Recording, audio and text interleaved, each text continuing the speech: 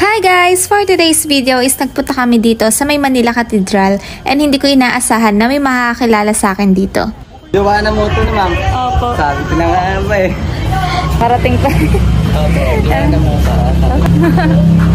Hello po. Nakikita lang saan eh.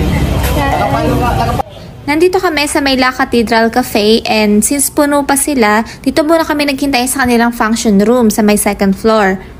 Saglit lang kami naghintay, then tinawag na nga yung name ko and paakyat na kami nito sa third floor which is nandun yung kanilang pinaka-restaurant.